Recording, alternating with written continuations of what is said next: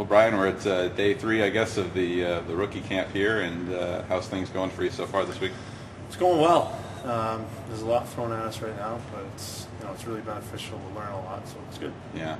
Talk about, everybody obviously wants to know about your transition to defense, and you took a big step forward during the development camp. I know they were impressed with you there. How is that transition going? Are you feeling more comfortable all the time? It's getting a little bit easier, just kind of familiarizing myself with the position.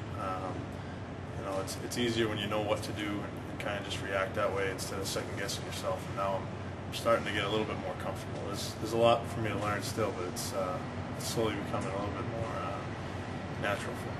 Now, when you're at these camps, obviously you get instruction from the coaches. They tell you exactly what they want. When you're not at something like this, how do you kind of train? How do you prepare yourself for that change? Are there different drills you can do, different workouts on your own? Yeah, there certainly are plenty of drills, and also we've been pretty fortunate with the staff here in LA. Mr. O'Connell's been sending me clips and DVDs, and hooked me up with recommended skating coaches back in the area, back home in Boston.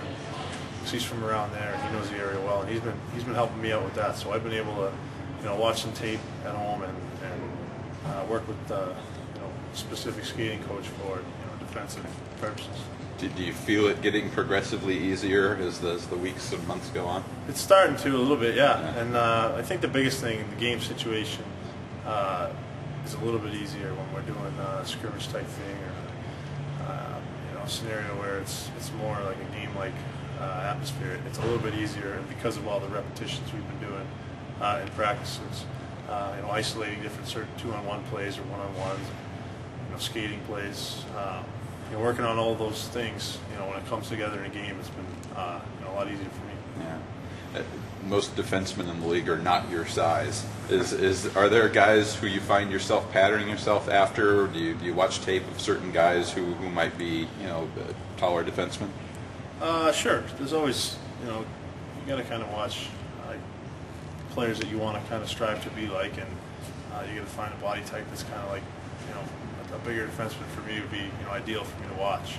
Yeah. In the same regard that any defenseman who's been successful in the league is good to watch because their habits are usually good and their positioning is always great. So for a smaller guy who's really good with the stick, his positioning has to be perfect because he doesn't have the long reach. So even watching guys like that has helped me. So, yeah. It's always good to watch guys similar height.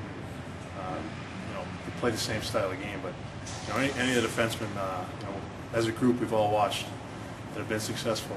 It's beneficial for us to kind of pattern our game like that. Sure. How do you feel coming into training camp? I mean, you're the guy who's going to get a look, obviously, and I know that's all you can ask for as a young player. But yeah. what's your mindset coming in? Do you set goals for yourself individually? Yeah, I just kind of want to be, as successful as I can, obviously. But I got to keep an even keel throughout the camp. There's a lot of guys here, and anything could happen really. I'm kind of expecting anything and just kind of roll with it because there's a lot thrown at me right now. It's really different than anything I've ever been involved with. So if I get too hung up on any decisions, it might mentally it wouldn't be beneficial for me. So I'm kind of hoping for the best. Obviously, everybody wants to make it. And, I'd be a little disappointed if I didn't. In the same respect, you got to keep an even keel with everything and just try to improve on what they tell you to improve on.